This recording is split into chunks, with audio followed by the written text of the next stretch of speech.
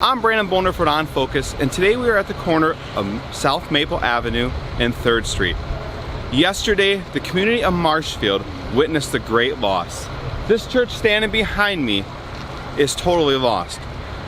Throughout our coverage yesterday, we had dozens of people reach out to us with videos and photos, and we appreciate you because this is a piece of our community. It's our history. So for each and every one of you that reached out to us, we appreciate you contributing.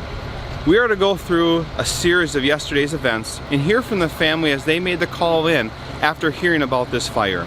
Mike Warren from WDOB spoke to the Deputy Chief, Troy Weiland, that was on the scene here yesterday overseeing the blaze. And we're also going to hear from Larry Shortis. Today, the church family will be meeting today to make their next steps forwards. So join us as we continue our coverage here. Yeah, they're speeding, just block off all the roads so no traffic comes through.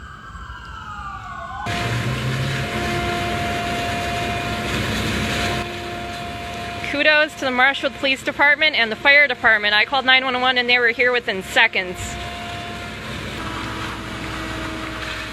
I was in the bathroom when this started and John came running in there because he saw smoke and then flames and the windows were shooting out.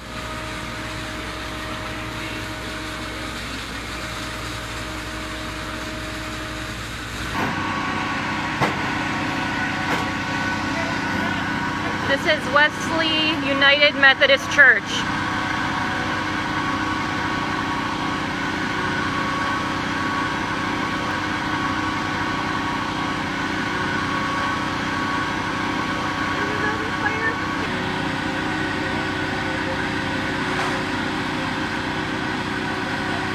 Now they're going to put out that fire. Ooh, I'm starting to feel that over here now. They're getting the phone. Yep.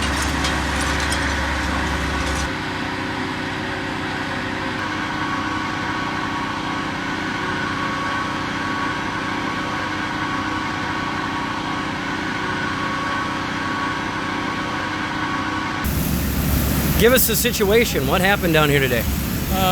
207, we were dispatched for flames and smoke showing from the church. When we arrived on scene, we did have flames and smoke showing on the south side of the structure.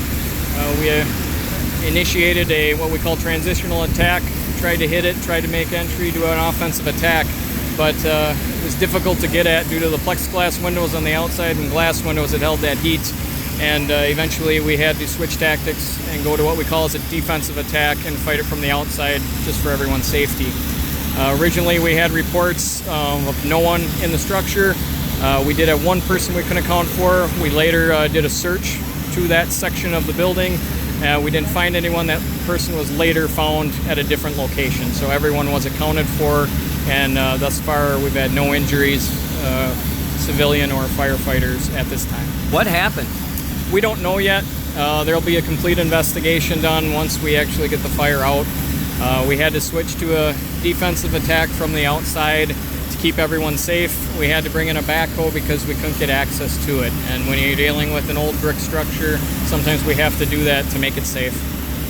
Yeah, tell us about a little bit more about that in terms of some of the challenges that you're faced with. This is not a single family home.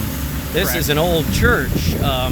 I'm sure it takes a different attack, so to speak, to put out a fire like this. What are you faced with in this situation?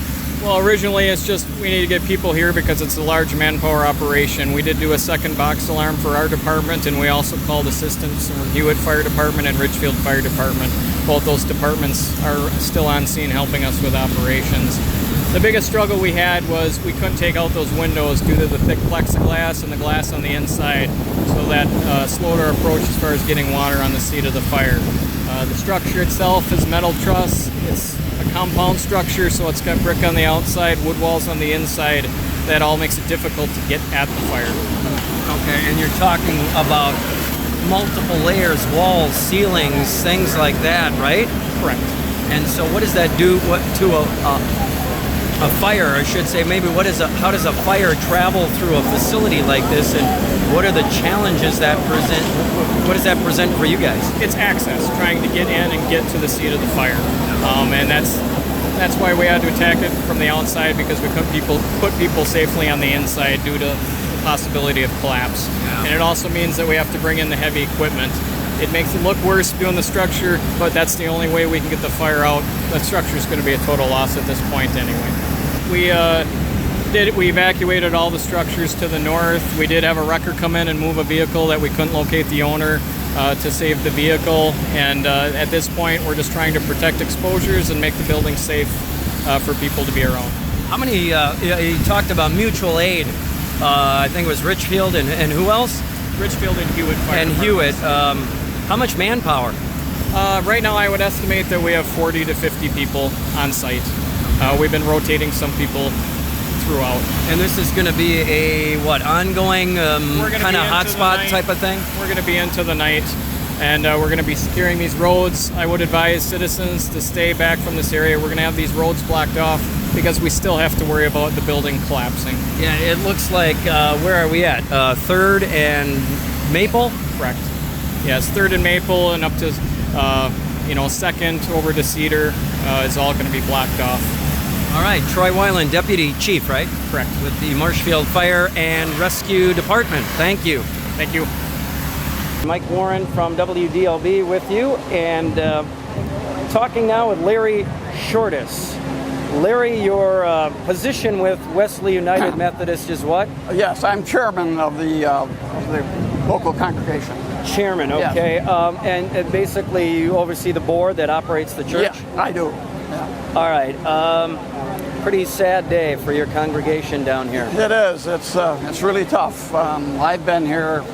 I came here in the early 60s, I guess, and so, my kids were confirmed here, whatever, Sunday school. So yeah, it's tough, but we'll get through it. What emotions just were you feeling initially when you got the news? When did you find out? What did they tell you? That sort of thing. Take us through that timeline. Okay, I was in Oshkosh today for a little family reunion with my kids, and we got back into town here about 5:30, and as we came by, we were on the Parkway, and we came by 3rd Street, and I just looked over, and I said to my wife, Yvonne, there's a fire down there. But I says, I think it's the church on the corner, on the other corner. Okay. So we didn't stop, and we went home. And of course, when I got home, I had a phone call, really, what was going on. But that's first I heard of it, about 5:45 today. I mean, what is your plan of action now? Where do you go from here? Okay, we've called a meeting for at noon tomorrow for the church leaders. Monday? Monday, yeah. Yep. Yeah, we're going to meet at the parsonage tomorrow and kind of discuss the situation. I think our bishop is probably on the way here right now, and I'm sure he'll give us some guidance. But not really much to say right now because we don't know what we're going to do. We're just very thankful that there was no one hurt. Buildings can be replaced, lives can't. I think I'm pretty sure that we're pretty well covered insurance-wise. So, see where it goes. Okay. All right, Larry, anything else you want to tell us about today, what you're feeling, where you go from here, that sort of thing? I guess I just would ask that anyone is viewing this, keep us in your prayers. We need all the help we can get, but our faith is very, very strong, and we'll get through it. Larry, thank you. Thanks, Mike. Larry Shortis at 3rd and Maple.